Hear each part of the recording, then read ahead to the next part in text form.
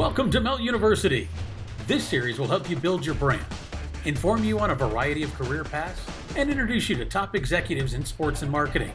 Now, here's your host, the president and CEO of Melt, one of the largest independent sports and event marketing agencies in the country, Vince Thompson. Welcome back, students. Virtual Melt University. We are rolling into spring and spring break and seeing green positive shoots in the marketplace. And the SEC has announced they're going to be full stadiums in the fall, which hopefully means there's going to be full campuses. And that's a perfect segue into my special guest today. Speaking of SEC football, speaking of Georgia football, speaking about opportunities on the campus, and Rennie Curran is now currently keynote speaker and trainer for his company, Game Changer, LLC. Lots of great clients, Coca-Cola, University of Georgia, Chick-Fil-A. He is a leadership coach but was also a great example of a great student athlete and a great professional athlete, and then made a hugely successful transition from the field, from the gridiron to the corporate world and corporate America, and has really done a lot of great things. I follow him. We've done some things together as well. Graduated from the University of Georgia Terry College of Business. Was also a great team captain, 3-time All-American and MVP for University of Georgia Bulldogs. Prior to that, was All-World at Brookwood High, and again also had a great NFL career with the Tennessee Titans. But really, what we're going to explore today is kind of how he has taken all those ingredients and then made himself and continuing to evolve himself into his own brand and really kind of practices what he preaches. So, Rennie, welcome today to Virtual Melt University.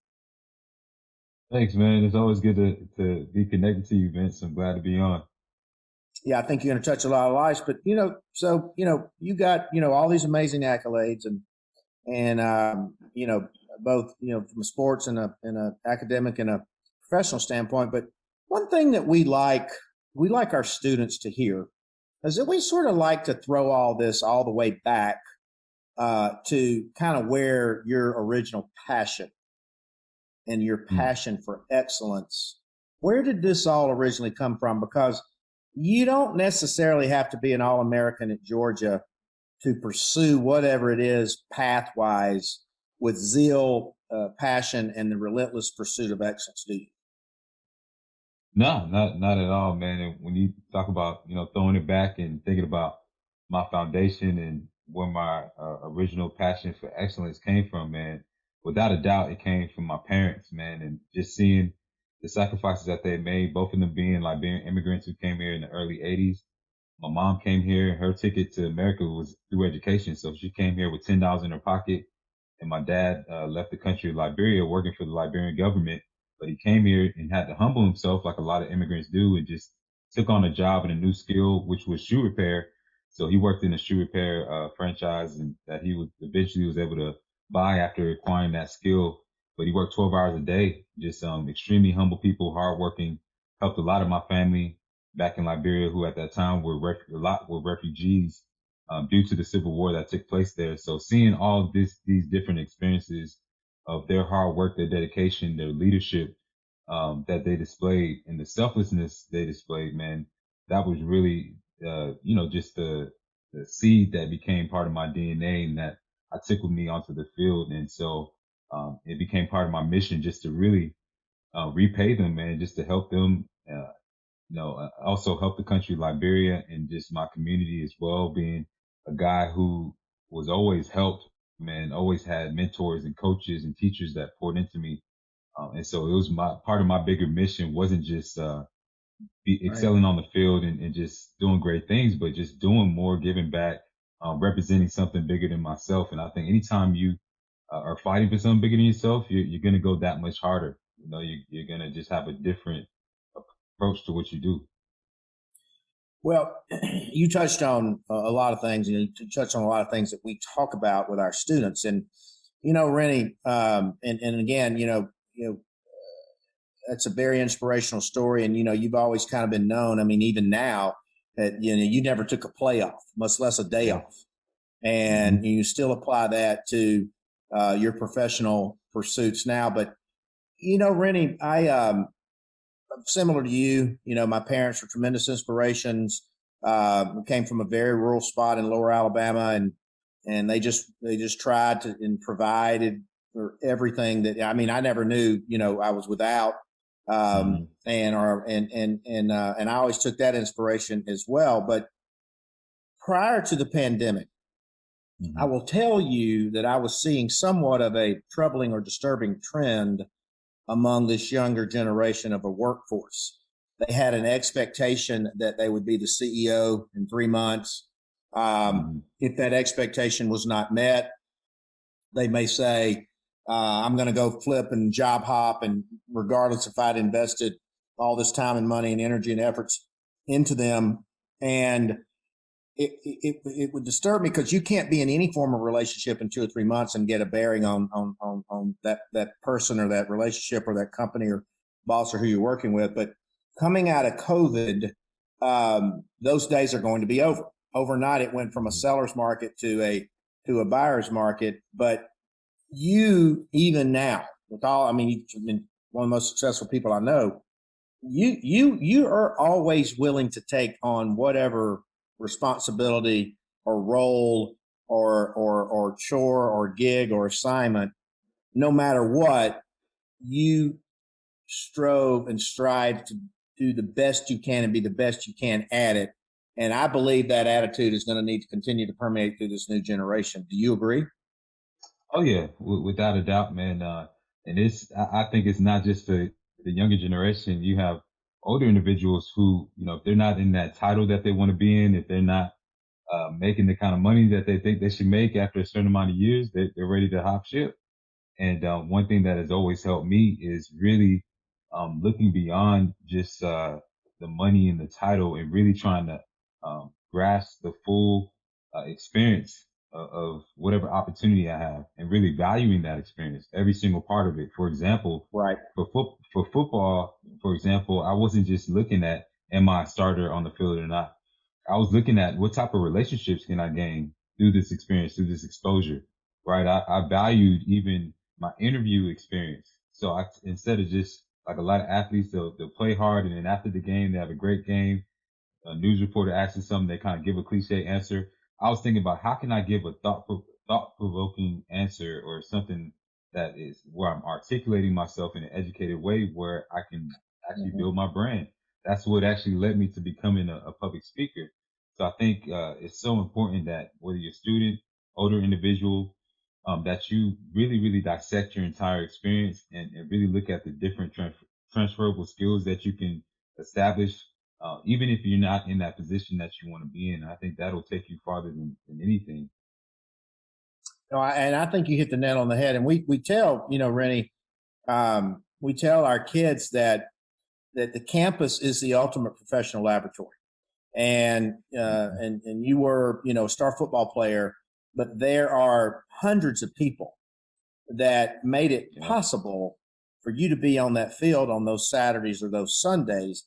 And we just talked to your new athletic director, Josh Brooks. Before that, we talked to Greg McGarity, your former athletic director. And we have learned about a bunch of new professions within the college ranks. We've learned about mental health. We've learned about performance. We've learned about hydration, nutrition, artificial intelligence, data analytics, and all those types of things. And then even, now with hopefully full stadiums back in the SEC and the NFL coming up, from the perspective of where you sit, being a former professional athlete and collegiate student athlete, and now a leadership coach and inspiration, how would you advise our students to seek out these opportunities on the campus? Because let's assume you're also a career coach, and let's assume that our listeners, our students, are going to take this advice if you were coaching them. So lay out how you would sort of set this path up for our kids. Yeah, that's a great question, man. I think first and foremost, you got to be proactive, right? If I was meeting with any of these students who are listening right now, the first thing I would have them do is lay out their vision, right? What do you want to be at 10 years, 20 years from now? What does that ideal career look like? And not just a title, but I'm talking about even that workplace experience. What does that look like? Do you want to work remotely? Do you want to travel all the time? Do you want to be in a sales position? Do you like, working by yourself or part of a team? All those different components is what I would try to really understand when talking to them. And then once we have that understanding of like what that win looks like for them, or what that ideal career looks like for them, then we're going to create a strategic plan, right? How can they maximize where they are right now and get as close to that vision as possible right now? So that means who do they need to start connecting with in person and also online through LinkedIn? Who can they start meeting with? What internships and externships can they start to do to set them up on that path? So to me, it's about, like I said, having that vision, having that as close to a game plan or that clear vision as possible. And then from there, peeling back, having that strategic plan. And then it's about the ongoing efforts, ongoing actions, ongoing steps that get you closer and closer to reaching your goal. And just being a sponge, man. If you can humble yourself and put yourself in that position to always learn, regardless of who's around you, that makes the biggest difference. Destination is important, and having that focus. And we counsel our kids. We say, put yourself a vision board together, and if you can dream it, you can do it. Also, address with them. There's a couple things I want you to address, though. As we all know now, particularly with COVID, life is not a linear path. There are going to be twists and turns and deviations. And so you have to, at 20 years old, you don't see the same things at 35, you do at 55 and whatever, but, talk about that willingness, because particularly as, student athlete, professional athlete, you get knocked in the dirt, a million times, but I think now more than ever, kids are going to have that destination in sight, but they're also going to have to be willing to sort of be flexible and not rigid during that journey, right? Because it is a journey. Oh yeah, without a doubt, man. It's definitely a journey, and that's why I think it's so important to have that clear vision and clear goals set in place. Because, like you said, you're gonna have those valley moments. You're gonna have times where you put forth that effort and it doesn't turn out the way that you wanted to. But I think if you have that vision and you back it up with the right habits, the right mannerisms, the right plan, and you stay focused on that thing, knowing that it's going to be a matter of time, and it's going to take time. Eventually you're going to see the end result, and it's not going to happen when you want it to. It's not going to happen when you expect it to. Another thing is you got to be willing to take risks. You got to be willing to get out your comfort zone. For me, it looked like for me when I was, long before I went through my transition, it was going to networking events. Even if I didn't even know how to network or how to build relationships, I didn't even know what to do when I got a business card. I didn't even know half the time when I was talking to a person what industry necessarily they did, but I put myself in that position. Sometimes looked stupid, sometimes showed up with a muscle shirt on when I was supposed to be business casual. That's okay. That's before I knew what it was, but I was willing to go through those moments of kind of embarrassment and failure to eventually get to success. The first time. I've been there, and yeah. So you have to go through it. You got to pay your dues. So yeah, Rennie Curran was an overnight success. It was just a long night, right? And it's very long night. And another thing that we talk a lot to our students about, particularly and with COVID and coming out of COVID, this post-COVID job market's going to be brutal. But Rennie, one lesson that I wish I had learned a long time ago, and it's led to some of my greatest professional regrets and mistakes, was taking no personally, as opposed to not taking no or rejection personally, because you don't know what went into that decision to somebody to tell you no. Maybe the timing wasn't right. Maybe the letters NO don't spell, they don't spell no, they spell not. First two letters are not yet. Talk about your philosophy of not taking anything personal, because this is one takeaway that I'm really, because in a post-COVID world, I used to use a fishing analogy. It would take kids 100 casts to get 8 job leads to get 2 real good job bites. Now it may take 500 to get 8 to get 2. So they better get used to it one way or the other, right? Oh yeah, without a doubt, man. And some of the greatest moments in my life, the greatest positions that I found myself in, and the greatest things I've been able to do in my life have been a result of things not going the way that I wanted them to go. Unanswered For prayers, example, right? oh yeah, unanswered prayers have been the greatest blessings in my life, man. That's how I'm doing what I'm doing now as a speaker, as an author. Like I never would have written a book if I hadn't gotten cut from my first team in the NFL and had Right. those 8 months, had those 8 months to Right. actually start developing myself, So every missed opportunity is a blessing depending on your perspective and depending on how you approach it. And that's been a huge part of my life is how I've dealt with the no's, how I've dealt with the times when somebody didn't acknowledge me and I didn't get that position that I wanted to be in, but still having that faith and still having that growth mindset and that perseverance to understand that where I'm at now doesn't mean I'm going to be here 2 weeks from now. Doesn't mean I'm going to be Right. here three months from now. Just believing that somebody's always watching, somebody's always looking. So I need to stay on that grind. And I love, this is a phrase that I came up with personally, but operating at the level of my vision. So even though I'm not in the place I want to be at, I'm not operating at the place that I'm at right now. I'm operating at the level of where I want to be, where I know I'm going Right. to be, operating at the level of my vision. So that's what I always say. And as the saying goes, hindsight's always 2020. And I think it was Bill Gates who said it, that you're not going to understand things and how your life is how Right. what makes sense until you look back, right? And so that's what I truly believe. And I think I like operate at that level yeah, of your vision, because like I've all I've always I've always sort of I've always tried to act like I belonged to where I was, and yeah, Coach Bear Bryant used to say, when you get into the end zone, act like you've been there before, right? And right, so talk about. I want to talk about your book, and I also think that sure, Rennie, coming out of COVID, I think a lot of students are rethinking a traditional college education. They're rethinking the hmm format, the video, and all that type of stuff. But so I think there's going to be a big need and demand for life coaches, professional coaches, career coaches. So if a kid comes to you, you yeah. start out with identifying that passion. You start out with a destination. You start out with a vision.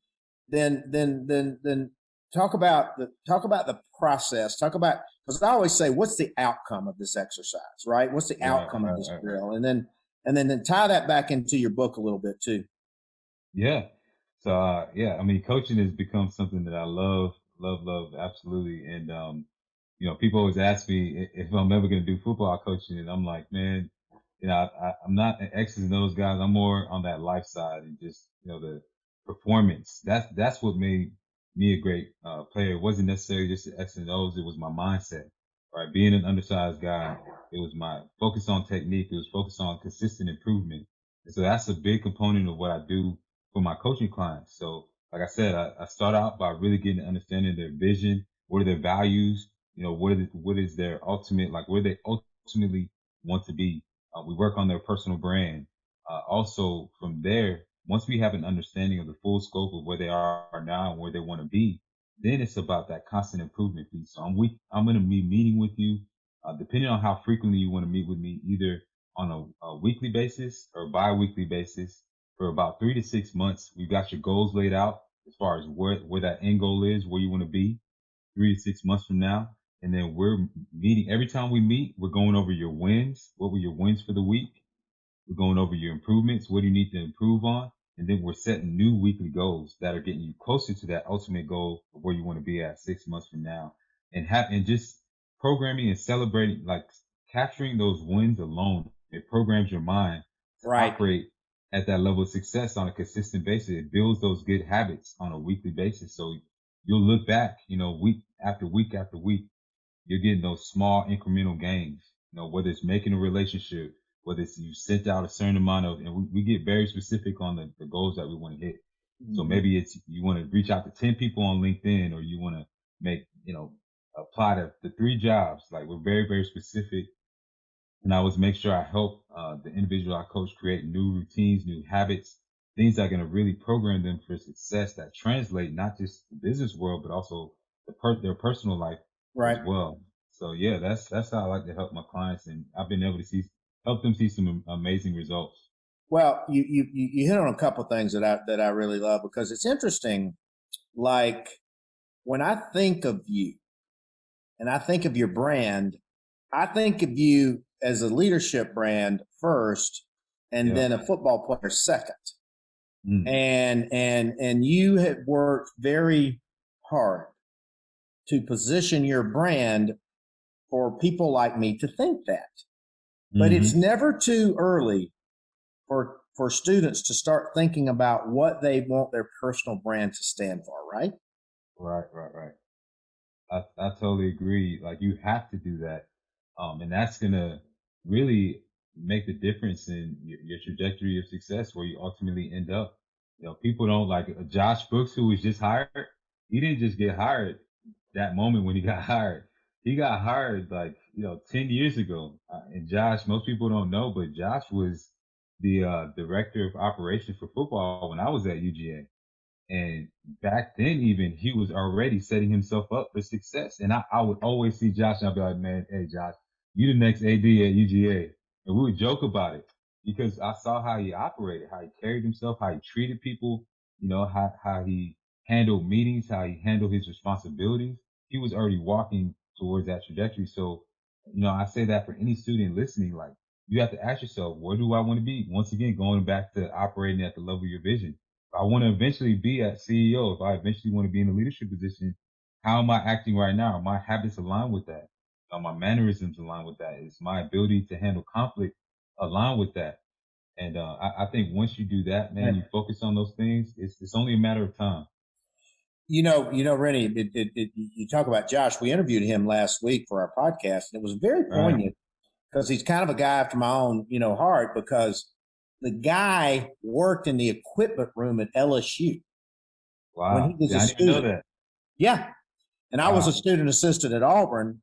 And I said, I said, people don't realize what a large job an equipment manager in an athletic department is. Cause first of all, everybody wants the swag. So you gotta lock it up like Fort Knox, but, you know, you're the one that's, getting the gear in the washing machine and bringing it out and having it ready in the Hmm. locker the next day. I mean, a big job.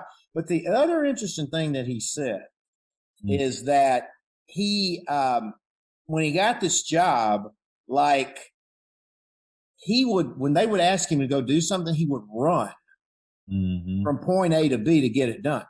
And then the other interesting thing was that Coach Jimbo Fisher, who's now head coach at Texas A&M, sort of just took a shine to him because he Mm. would, and this was Coach Saban's staff, because he was willing to do anything that Coach Fisher asked him to go do. Go make a copy, go get me a cup of coffee. He was not offended by that process. And then he talked about when he was at Millsaps, a little bit smaller budget than the University of Georgia, that he wanted to learn everything there was about the operations of the concession stand. And so he Mm. just made a lot of really, really, really points that I know that you're making today of how our kids, I'm like, hey, it may not be the perfect job right now, but Right. whatever it is, do the very best you can at that imperfect job because the perfect opportunity, will arise on that. And so Yeah. kind of coming in a post-COVID world, and like I said, I don't sugarcoat it with our students. It's going to be a slog in the entry level job market. What Mhm. advice would you give, our students as if you were coaching?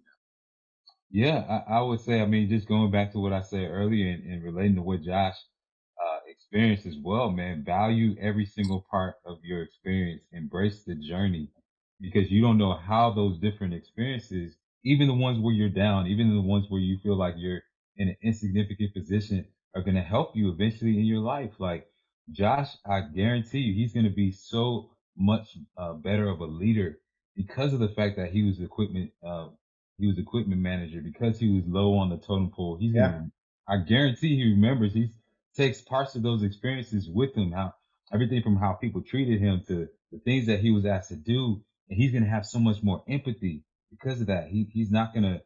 It's gonna be harder. I shouldn't say he's not going to, but it's gonna be a lot harder for him to get to that position where he becomes, you know, he loses touch, Right. with those who Right. are low, in those lesser positions or whatnot, which so many leaders struggle with when they get, in a certain Amen. position.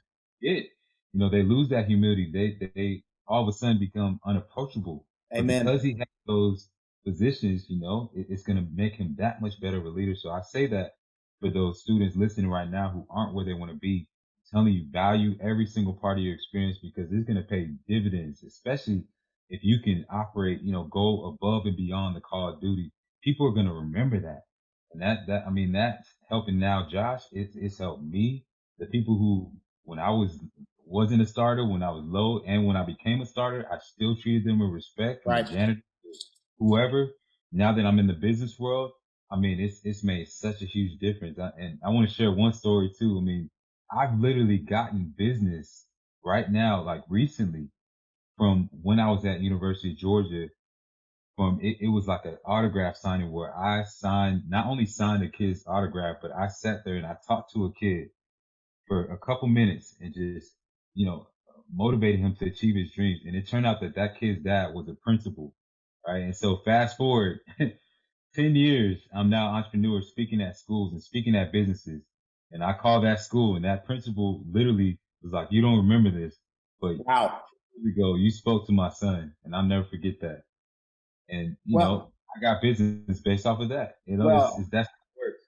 I want you to touch on that. I want you to talk about your philosophy of relationships because we Oh man. tell, and particularly now, I mean, you got LinkedIn, you can network, but Right. you're watched 24/7. But we tell our students the first two letters of relationship are RE and the first two letters of reciprocal are RE. Mm-hmm. Relationship building and maintenance is like a flower or a plant. You got to water it and trim it and prune it and Mm-hmm. fertilize it and give it sunlight.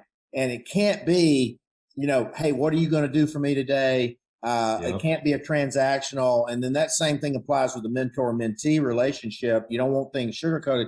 Talk about your philosophy of relationship building and maintenance because, to your point, you never know where I might be in a place where I go, hey, man, Rennie would be perfect for this. Mm-hmm. And you and I have been buddies, and I say, hey, I got this gig over here. You want to come do it? And you go, yeah, no problem, whatever. And to your point, it's just because we have a mutual respect for one another, no matter if we don't talk every 6 months or so. Right, right, right. That's one of the most powerful things that you can learn, especially as a young student. Because, like I said, it pays dividends if you can grasp this concept now of the importance of relationships, and just like you said, having the understanding that these are things that need to be nurtured.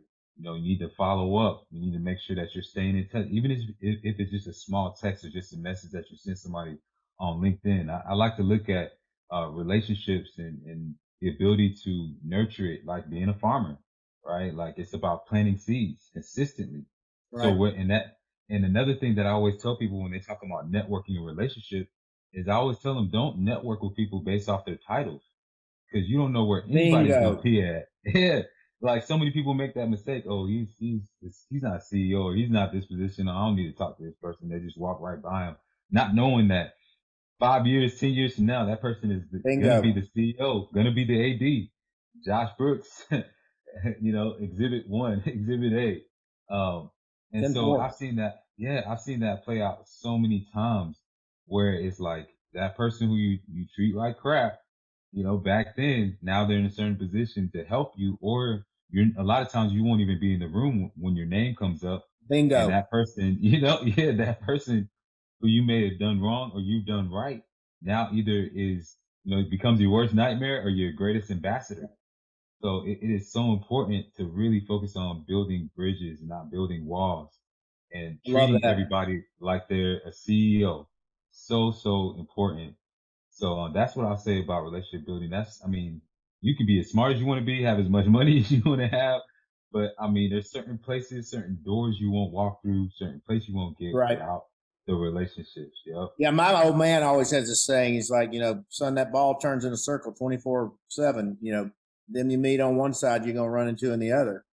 Mm-hmm. And you always golden. It is a golden rule. But tell our listeners and our students, your website, the title of your book, and all that, because I suspect you're going to hear from a lot of them, because you sort of personify a lot of the things that we are trying to teach them at Melt U. So, but coming from you would be tremendous. Yeah, I'm always open, man. I'd love to help any of your students, man. Anybody that wants to reach out to me, take the initiative. Hit me up on LinkedIn. Hit me up on Instagram. My website is renniecurran.com.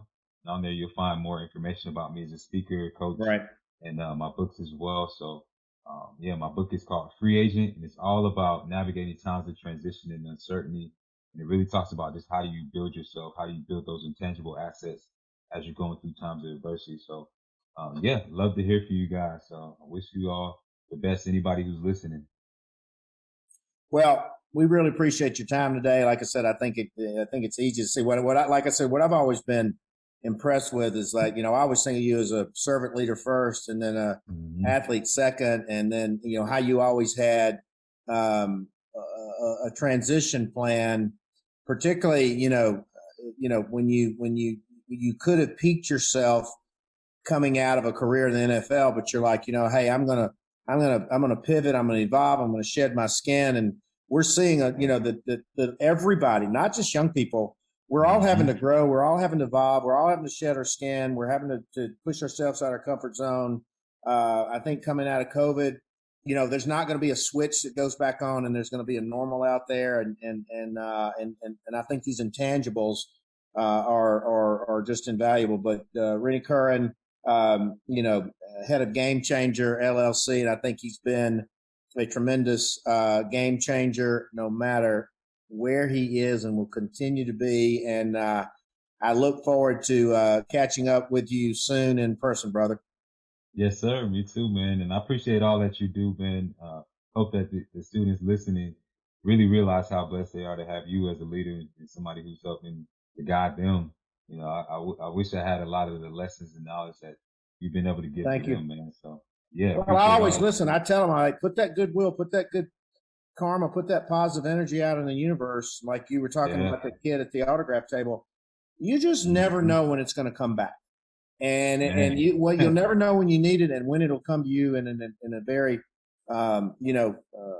exceptional way. And then again, I mean, what we try to tell our students is that, my entire business and industry got devastated 100% this time a year ago. And I'm like, I'll be damned if I'm going to feel sorry for myself. I want to get out and put some positive vibes out there. I want to help students because all their world had gotten rocked as well. And so, special thanks to, friends like you for coming in and trying to make a difference as well. Like I said, I look forward to connecting soon. Yes, sir. Likewise, man. Go Dogs. Go Dogs. Thanks, Vince. We hope you've enjoyed today's virtual class. We'll be back soon with a new edition of Melt University 2021.